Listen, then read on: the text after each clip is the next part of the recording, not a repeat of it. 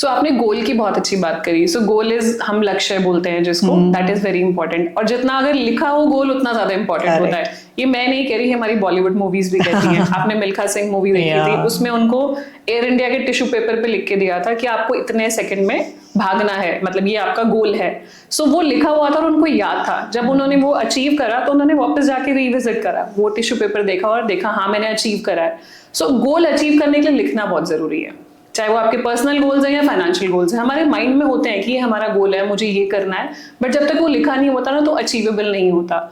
तो जैसे कि हम फाइनेंशियल गोल्स की बात करें, 3 पिलर्स होते हैं मेनली। एक तो आपकी अपनी प्रोटेक्शन, जो सेफ्टी नेट जिसे बोलते हैं, कि मैं अगर आज हूं, मेरी वजह से कुछ इनकम घर पे आ रही है, लेट्स से अगर मैं नहीं हूं तो फैमिली का क्या होगा, वो इनकम का क्या होगा, तो उसको बोलते हैं रिस्क प्रोटेक्शन, जो सिक्योरिटी नेट हमें बोलते हैं कि हमें अपनी हेल्थ इंश्योरेंस, लाइफ इंश्योरेंस, वो सब एडिक्वेट रखनी है। उसके बाद इन्वेस्टमेंट के बारे में सोचना है।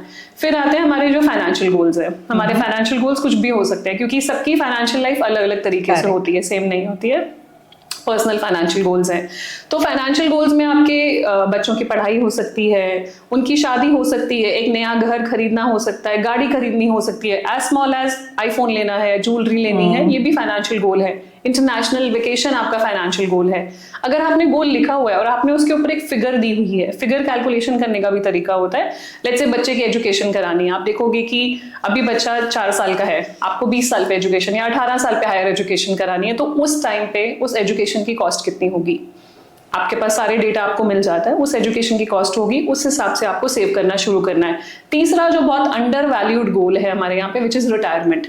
लोग बाकी सब चीजों के बारे में सोचते हैं, अपनी रिटायरमेंट के बारे में नहीं सोचते। और सोचते कब है? जब वो रिटायर होने वाले होते हैं, विच इज 50s में या 55 में, तब एक्चुअली बहुत देर हो चुकी होती है, तब पैसा कंपाउंड करने का टाइम ही नहीं बचता। तो रिटायरमेंट एक ऐसा गोल है जो, या आप कह लीजिए एक पिलर है इंपॉर्टेंट, जो हमें शुरू से सोच के चलना है।